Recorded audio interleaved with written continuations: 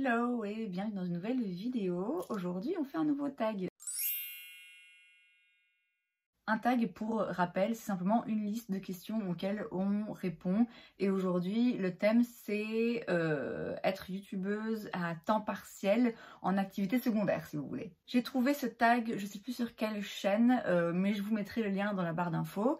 Et puis, comme à chaque fois avec ce genre de vidéo, je vous invite, si ça vous intéresse et si vous vous sentez concerné, à reproduire ce tag et à répondre vous-même aux questions. On a donc une liste de 8 questions et on va commencer avec la première. Quelle est ton occupation principale? Travailles-tu à temps plein? Mon occupation principale, dans le sens celle qui me fait gagner ma vie en ce moment, c'est l'enseignement, puisque j'enseigne l'anglais dans l'inférieur à temps plein, mais à temps plein pour l'instant, c'est-à-dire que je travaille pas toute l'année, je fais des remplacements quand j'en ai l'envie ou le besoin. Là, en l'occurrence, c'est effectivement à temps plein jusque début juillet. Question numéro 2, qu'est-ce qui t'a donné l'envie de commencer une chaîne YouTube? J'ai eu une première envie assez rapidement quand j'ai commencé à consommer beaucoup de contenu YouTube sur le make-up vers 2017, à redécouvrir ma passion pour le maquillage. J'ai eu une première envie, mais très vite je me suis dit non, je ne savais même pas comment faire.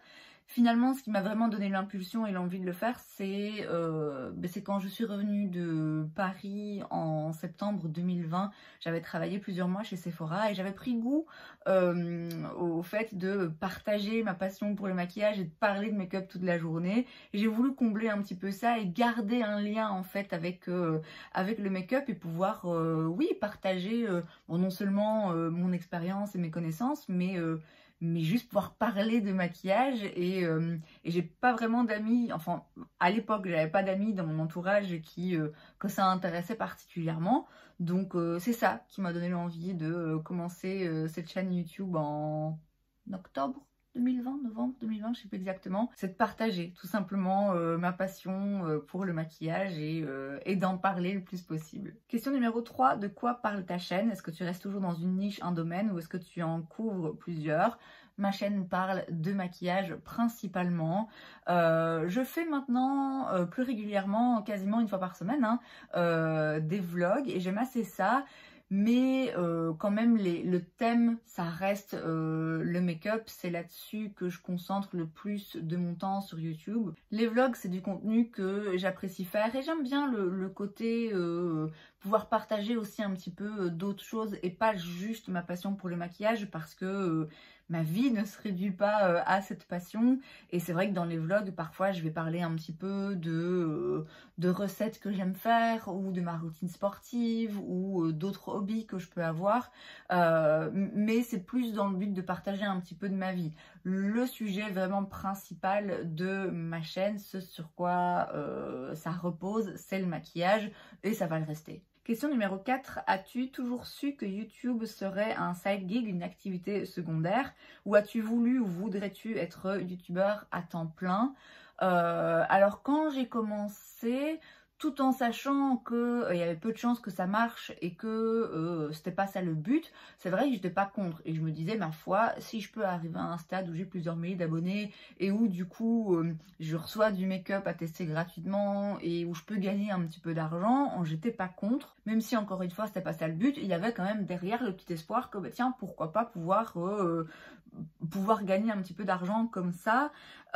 Aujourd'hui non, je voudrais pas que ce soit ma source principale de revenus, parce que forcément si on gagne sa vie avec YouTube, ça suppose un grand nombre d'abonnés et ça suppose donc forcément, statistiquement parlant, de l'attention négative aussi, parce que voilà, au plus on a des gens qui nous regardent, au plus on court le risque qu'il y ait des commentaires désobligeants. J'ai un anonymat et une certaine tranquillité qui n'ont vraiment pas de prix à mes yeux, et compromettre ça pour pouvoir gagner de l'argent en faisant des vidéos YouTube, non, moi ça m'intéresse pas. Alors on va pas se mentir, si demain je peux avoir des marques que j'adore, qui m'envoient leur maquillage gratuitement, bah oui, ça me ferait plaisir, mais encore une fois, pas à n'importe quel prix. Vous voyez, si pour ça je dois sacrifier un petit peu de qui je suis et de ma sérénité, et si pour ça je dois forcément avoir des regards sur moi qui me déplaisent et qui me dérangent, non, ça m'intéresse pas en ce moment.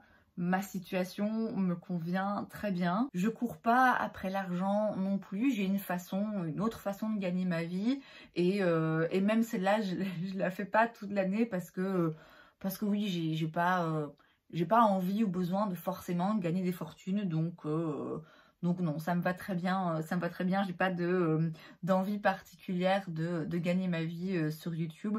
J'aime le fait que ce soit une passion, un truc que je fais très égoïstement pour mon propre plaisir, sans qu'il y ait un enjeu financier derrière. Question numéro 5, à quoi ressemble ton planning? Quand filmes-tu? Quand édites-tu? Ça dépend vraiment, c'est fonction en fait de si je travaille ou pas à ce moment-là. Quand je travaille pas, je peux un petit peu plus me permettre de filmer, d'y aller un petit peu plus au feeling que là quand je travaille, c'est vrai que je dois, si je veux continuer à poster 5 vidéos par semaine, je dois garantir quand même de rentabiliser mon temps correctement et du coup le week-end je vais filmer un petit peu plus et filmer plusieurs vidéos en même temps, mais j'ai pas de planning prédéfini. J'ai des vidéos, donc par exemple lundi la vidéo de Will I Buy It, très souvent, je la filme le samedi matin parce que c'est comme ça que ça s'organise. Globalement, ce que j'essaye toujours de faire, c'est d'éditer assez rapidement après avoir filmé.